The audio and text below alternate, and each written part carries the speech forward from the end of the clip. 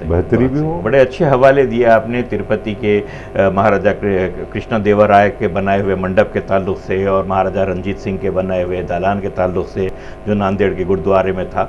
वाकई ये हमारी शेयर्ड विरासत है, हमारा शेयर्ड हेरिटेज है। इसके ताल्लुक से हर किसी को चौकन्ने और मुस्तैद रहना चाहिए कि वो उसके प्रिजर्वेशन के ताल्लुक से काम करे। बहुत अच्छा हवाला दिया आपने। अब फौरी तौर पर आपकी नज़र में वो कौन सी इमारतें हैं जिसके ऊपर ख़ास तवज्जो दिए जाने की ज़रूरत है, जो किसी भी तरह के ख़तरे में घिरी हुई हैं, जैसे कि बरसात से गिर जाने का भी ख़तरा हो सकता है या एनक्रोचमेंट से जो है वो हो जाने का ख़तरा हो सकता है, अपना रेसिडेंसी हुआ या जो है और कोई ऐसी इमारतें हैं, उनके ताल्लुक से कुछ बताइए। रेजिडेंसी तो है ही है जी। आप जानते हैं कि काफ़ी प्रिकेरियस कंडीशन में है जी। उस पर जो है इदारा है वर्ल्ड मॉन्यूमेंट्स फंड, उसके तहत ग्रांट मिला था, उसके डॉक्यूमेंटेशन हुआ और उसका तरीक़ेकार जो अपनाना चाहिए उसको रेस्टोर करने का, उसका पूरा प्लान बन गया है जी। अब हुकूमत की जिम्मेदारी थी कि वो जो है उसको रेस्टोर करे, लेकिन हुआ नहीं। अभी पिछले चंद दिनों में कोर्ट का भी एक ऑर्डर आया है जिसकी वजह से मुझे इत्तला मिली है, मैं भी एक मीटिंग में बुलाया गया था जिसमें ये बात डिस्कस हुई है कि मैं समझता हूँ पहले इंस्टॉलमेंट 50 लाख का काम जो है वहाँ सैंक्शन हुआ है। आपको मैं याद दिला दूँ कि वो पहले हेरिटेज बिल्डिंग जो सिटी लॉ है उसके तहत उसका तहफ़्फ़ुज़ था, लेकिन कुछ साल पहले महकमा आसार क़दीमा हुकूमत आंध्र प्रदेश ने उसको प्रोटेक्टेड मॉन्यूमेंट डिक्लेयर कर दिया। अच्छा। एक बार प्रोटेक्टेड मॉन्यूमेंट अगर बन जाती है कोई जगह तो उसके बाद रियासत की जिम्मेदारी होती है, हुकूमत की जिम्मेदारी होती है उसको मेंटेन करने की, तहफ़्फ़ुज़ करने की। तो अब मैं समझता हूँ वो काम शुरू होने वाला है। लेकिन ऐसी कई और इमारतें जी जिनका हाल बहुत प्रिकेरियस है, बहुत ही। सिटी कॉलेज सिटी कॉलेज अभी काम शुरू हुआ है। एक और बहुत अहम इमारत यूनानी दवाखाने पे अभी काम उस पर बिल्कुल अभी शुरू हुआ, लेकिन सिटी कॉलेज की तरफ अभी तवज्जो नहीं गई है लोग। अच्छा। ऐसी कई और इमारतें हैं जहाँ जो है बहुत।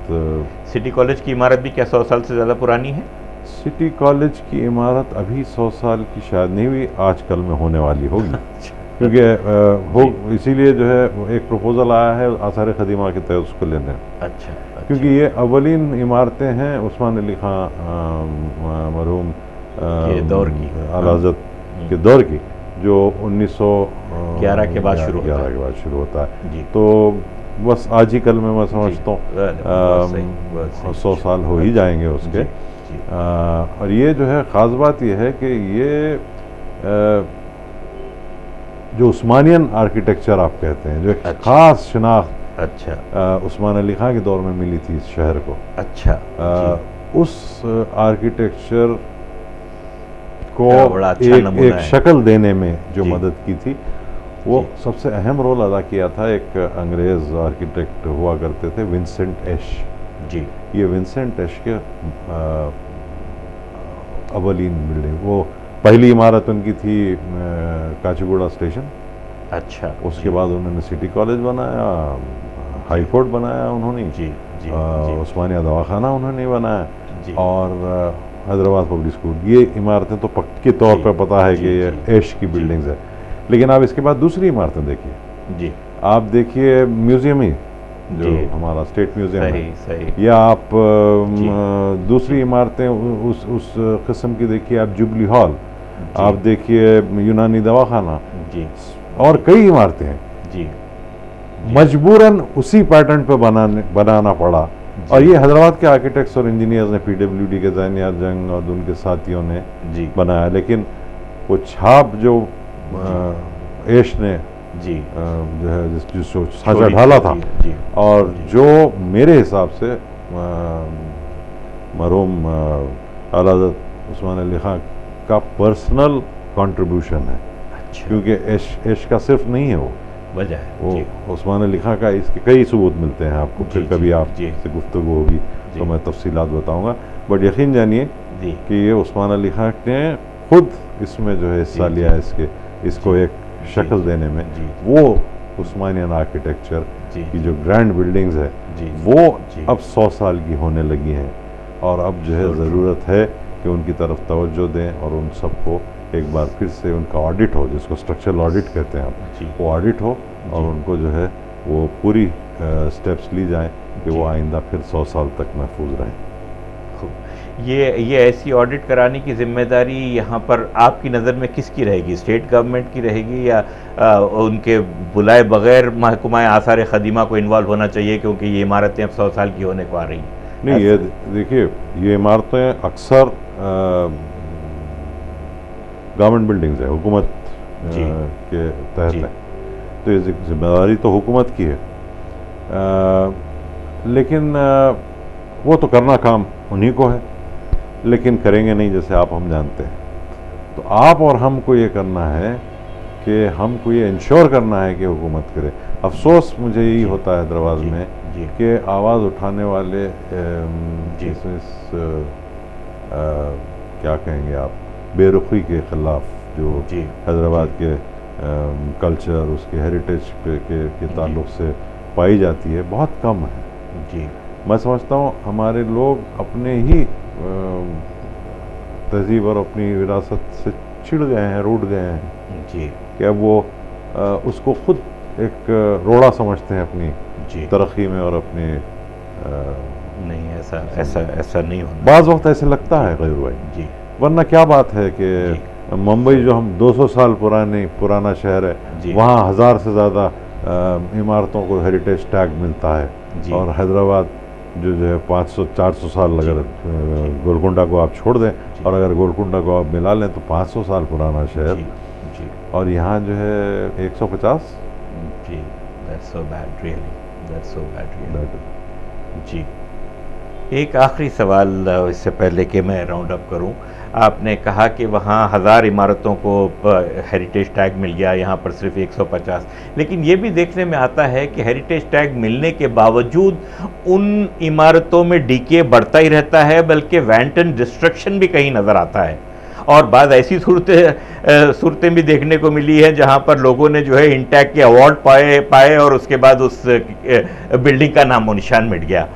तो ऐसी सूरत की रोकथाम कैसे हो सकती है? देखिए, ये बॉम्बे या बम्बई में तो मुमकिन हुआ है और हो रहा है। अच्छा, हमारे यहाँ नहीं है, क्योंकि इसके जो इंसेंटिव्स जो देने पड़ते हैं, आपको कोई भी चीज़, कोई भी आप लॉ लाते हैं जिससे किसी शहरी के हुकूक पे असर पड़ता है, तो आपको लाजमी तौर पे उसको कंपनसेट किसी न किसी तरह से किया करना। अफसोस की बात है, हमारी हुकूमत ने अभी तक म्यूनसिपल टैक्स माफ़ नहीं किया है हेरिटेज बिल्डिंग्स का, तो सब्सिडी की बात क्या होगी?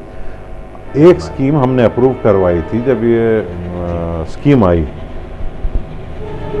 जिसको कहते हैं TDR, ट्रांसफरेबल डेवलपमेंट राइट्स। अच्छा जी। ये एक ऐसी स्कीम थी कि आपकी अगर इमारत है हेरिटेज जी, एक प्लॉट पे है, वहाँ आप दूसरी चीज़ नहीं बना सकते, तो ये तस्वुर करिए कि अगर आप उसको ढा करके नहीं बनाते तो कितना, अगर आपकी 10,000 स्क्वायर फुट की पुरानी बिल्डिंग है और आप उसको अगर ढा दें और नए रूल्स के तहत आप अप्लाई करें, अगर 1 लाख आपको स्क्वायर फुट वहाँ बन सकते हैं, तो आपको एक सर्टिफिकेट 90,000 स्क्वायर फुट की दी जाती है, जो आप बेच सकते हैं। लेकिन बम्बई में तो बिक जाती है, हैदराबाद में खरीदा तो कौन? क्योंकि हैदराबाद में लगातार हुकूमत ऐसी हरकतें करती आई है कि वो TDR सर्टिफिकेट की कोई वैल्यू ना रहे। पहले आपने लाया BPS, BRS, पता नहीं कौन सा है, क्या है, रेगुलराइजेशन। आप जब वो 5 रुपये दे के रेगुलराइजेशन करा सकता है, तो कौन बेवकूफ़ जाके TDR सर्टिफिकेट खरीदेगा? तो वो होगी स्कीम ठप। दूसरी बात, अब जब जो है वो BRS और ये ख़त्म हुआ और अभी आदत सी पड़ गई है हमारे शहरियों को वायलेशन करके उसको रेगुलराइज करने की, अभी चांस है वो बिकने का, था कुछ दिन पहले तक, तो अचानक हुकूमत ने FSI बढ़ा दिया। मतलब जहाँ 1000 फीट बना सकते थे, वहाँ खुद ही आप 2000 बना सकते हैं, तो फिर आप TDR क्यों खरीदेंगे?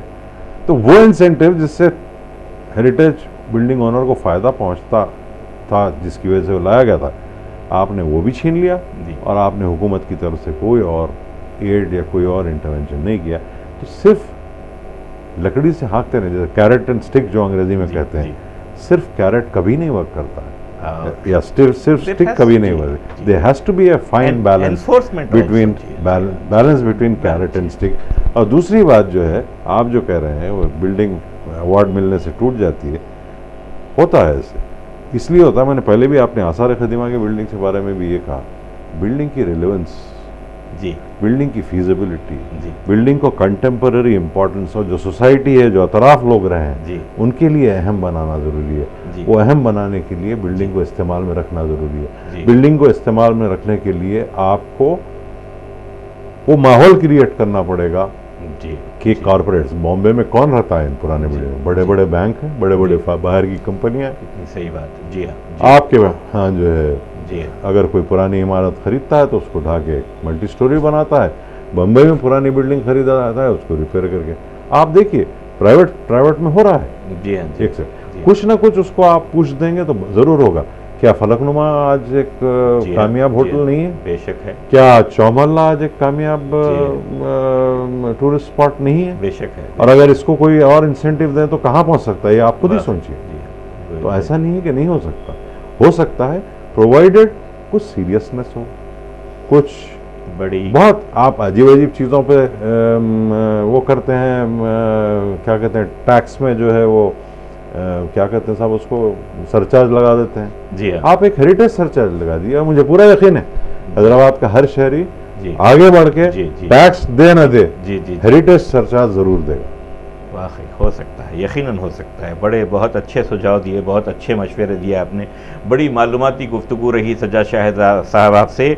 वक्त हो रहा है, वरना और बहुत सारी गुफ्तगू आपसे करने को जी चाहता है। अभी बहुत बातें जो है अधूरी रह गई। इंशाल्लाह किसी और निशिस्त में फिर आपको जो है ज़हमत देंगे। हम अब ये मौके पर आप सिर्फ आपका शुक्रिया अदा कर सकते हैं कि आप तशरीफ़ लाए। बेहद शुक्रिया आपका। आपने हमारे नाजरीन को अपनी पुरमग़ज़ गुफ्तगू से, अपनी मालूमात से सरफराज किया। मैं रूबी डीजी केबल की तरफ से, रूबी डीजी केबल के सीनियर वाइस प्रेसिडेंट इम्तियाज़ अहमद साहब की तरफ से, रूबी डीजी केबल की सारी टीम की तरफ से आपका शुक्रिया अदा करता हूं कि आप हमारे स्टूडियो तशरीफ़ लाए। और शुक्रिया आप नाज़रीन का भी, बेहद शुक्रिया हमारे शो को देखने का। तो देखते रहिए गोशा गयूर, सिर्फ रूबी डीजी केबल पर। अस्सलाम वालेकुम।